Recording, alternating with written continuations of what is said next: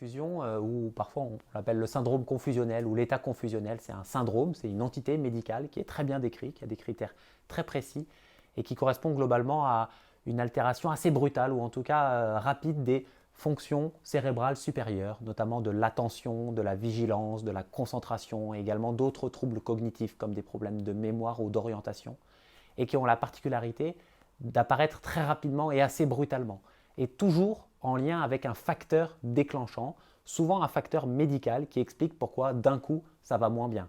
Ce facteur peut être par exemple une infection, grippe, Covid-19, ça a été vraiment un symptôme, un syndrome très fréquemment associé à cette infection. Ça peut être un problème digestif, un problème hydroélectrolytique, c'est-à-dire des ions dans le sang, un médicament qui est mal toléré ou alors un médicament qu'on avait pris pendant très longtemps et qui a été arrêté assez brutalement.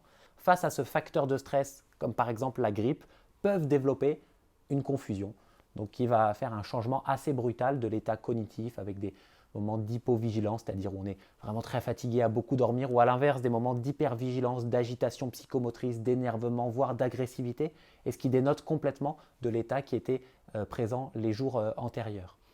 Mais souvent, dans la majorité des cas, on trouve la cause. Et si par exemple c'est une pneumopathie, une infection pulmonaire, il faut donc traiter cette pneumopathie. Si c'est une infection urinaire, il faut traiter l'infection urinaire. Si c'est un médicament qui est mal toléré, il faut probablement arrêter ce médicament.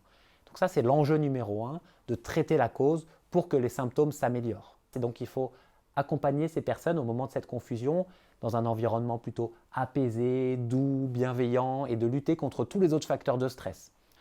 Aujourd'hui, l'essentiel du traitement de la confusion repose sur le traitement de la cause de la confusion. Traiter l'infection pulmonaire, traiter... En revanche, ce qui est important, et il faut connaître cela, c'est qu'on a des moyens de prévention de la confusion. Déjà, on peut prévenir le stress, le problème de santé. Certains peuvent être prévenus. Je peux prévenir une chute et une fracture si j'ai rangé le tapis et mis des chaussures qui sont mieux fermées. Je peux parfois prévenir la grippe en ayant suivant un bon schéma vaccinal. Je peux prévenir une décompensation cardiaque si mon insuffisance cardiaque était bien traitée. Ça prévient ces décompensations.